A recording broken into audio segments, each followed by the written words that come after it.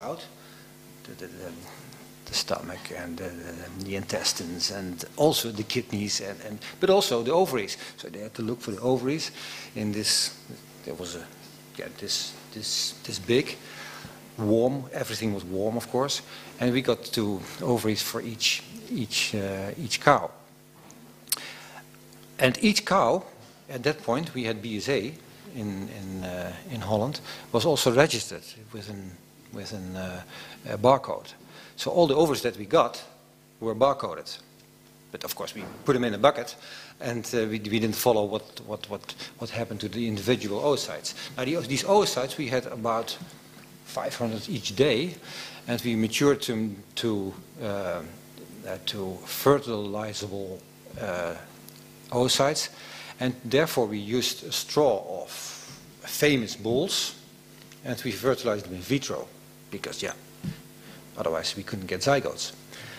So these these bulls, they were Sonny Boy and Trogar and all the famous names by that time. Sonny Boy, I think, generated the whole cattle in Holland.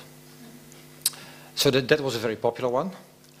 And all these fertilized zygotes, they were injected a day later. And then we had, of course, to implant them in fosters.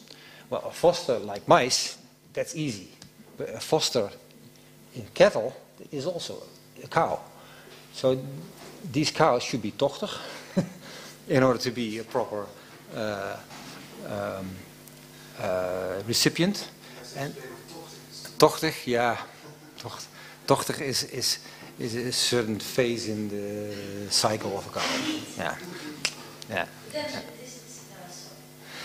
So all these fertilized, all these injected zygotes, they were matured to blastocyst, and then we went up to Lelystad, where a big farm was and with a lot of cattle, and they organized the recipients, and implantation in mice is easy, but in cattle, you go in like this, and then you have to find these oviducts and to inject basically the injected embryos. Did you do it? No, I didn't do that. No, my arms were too short. So, and then 9 months later, all the animals were born, and we had to take biopsies to find out if they were transgenic. So that was in the old days.